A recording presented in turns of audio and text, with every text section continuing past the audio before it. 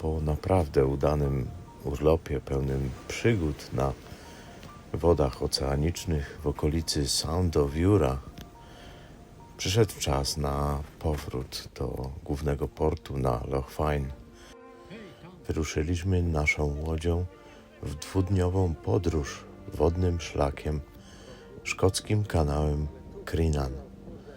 Z miejscowości Crinan do Ardrishaig na Loch Fyne.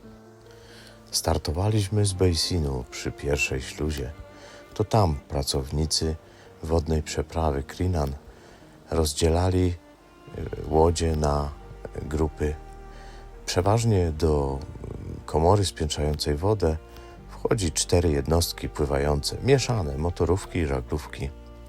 Nam jednak nietypowo przypadł udział w grupie z 2 jednostek pływających, najmniejszej i największej, która przypłynęła do Beisinu, czyli my jako najmniejsi, a za nami pojawił się ten raptor wydający dźwięki jak z parku jurajskiego.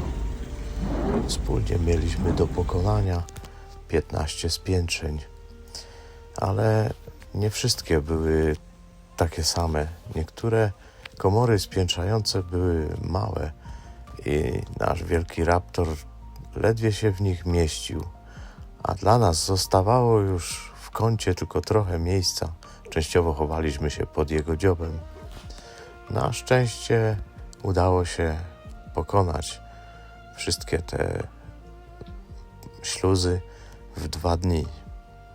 W międzyczasie zaprzyjaźniliśmy się trochę, opowiedzieliśmy sobie nawzajem o swojej podróży, dowiedzieliśmy się, jak długo oni płyną i skąd wystartowali.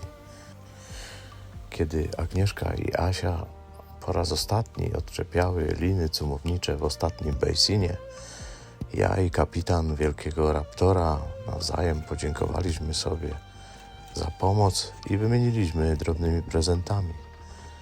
Nam dostała się butelka ginu, tradycyjnego z wysp Orkney. Potem wypłynęliśmy na otwarte wody, pomachaliśmy na pożegnanie i każdy odpłynął w swoją stronę.